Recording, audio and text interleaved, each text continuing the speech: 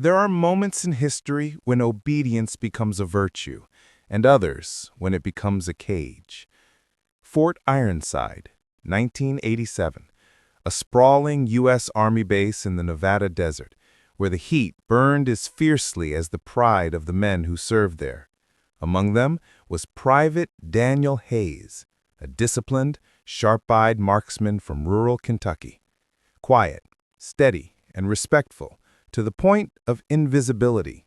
And over him stood Captain Ross Tanner, the kind of officer who believed that rank was a divine right, decorated, confident, and feared. To Tanner, soldiers were not men, they were tools. On that fateful day, during a live-fire exercise, orders came down that would set the stage for something unforgettable. Tanner wanted to demonstrate command dominance in front of the brass, and he picked Hayes to make his point. "Take that ridge," Tanner barked, pointing to an exposed slope peppered with live rounds ricocheting from a misfired drill. Hayes hesitated, reading the range and trajectory. He knew the danger. "Sir, permission to delay until range clears," he said, calm but firm. Tanner's eyes narrowed. "You don't question me, Private. You obey." Around them, silence thickened. Every man knew what that order meant, and every man knew it was wrong. Hayes looked Tanner squarely in the eyes. Then, with measured conviction, he said the words that would echo across the base. "Sir, I follow orders that make sense, not ones that get men killed." And with that, the entire company held its breath. The air snapped like a wire pulled too tight. Tanner's jaw flexed, his pride flaring like a fuse. "You're relieved, Hayes. Hand over your rifle." But before he could take a step forward, a stray round screamed across the range, striking the sand exactly where Tanner had been pointing moments earlier. The blast threw up a plume of dirt and debris, silencing the field. Everyone froze, including Tanner. The ridge was live. Hayes had been right. In the stunned silence, Hayes didn't move. He simply looked toward the impact zone, then back at his captain. The message was wordless, but deafening. Judgment had just outrun rank. For the first time, Tanner's authority cracked.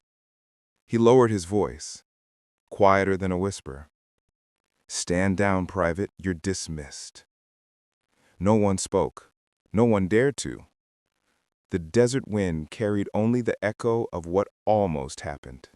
The base was electric that evening. Word of the confrontation spread faster than radio chatter. "Hayes defied the captain," they said, "and he was right."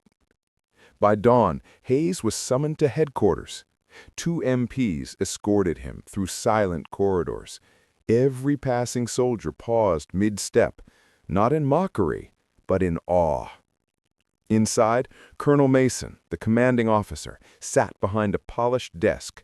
Tanner stood to one side, rigid and pale. Mason's voice was even. "Private Hayes, Captain Tanner claims you refused a direct order during an active exercise. Is that correct?" Hayes didn't flinch. "Yes, sir. The ridge was unsafe. My refusal was not disobedience, it was protection of unit integrity." Tanner interrupted. "He undermined me in front of the entire company, sir." Mason raised a hand, silencing him. Then he leaned forward, his gaze heavy on Hayes. "Private, do you know what separates a soldier from a servant?" Hayes answered softly. "Judgment, sir." The room went still. Mason nodded once. "Your judgment saved your captain's life, and perhaps the lives of every man on that range." Tanner's eyes dropped. The colonel turned to him. "Captain, authority is not immunity from error.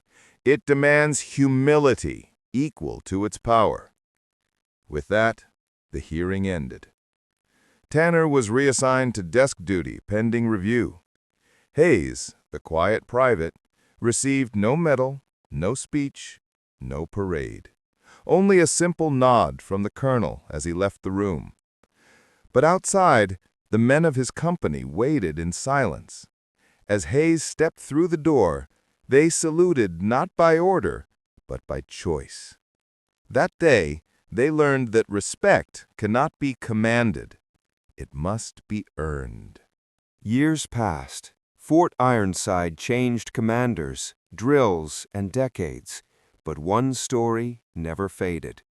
Recruits still whispered it around the barracks, the tale of the private who defied the chain of command and won. No official record marked it, no document preserved the words, but among those who wore the uniform, it lived as an unspoken lesson, a legend of courage wrapped in restraint. Daniel Hayes left the Army 3 years later, quietly, just as he had lived. He never sought glory. He returned to Kentucky, taught marksmanship to new recruits, and often ended his lessons with the same words he'd said that day on the range. A real soldier obeys his conscience first, and his commander second. Those who heard him never forgot. Some carried his words into battle, others carried them home.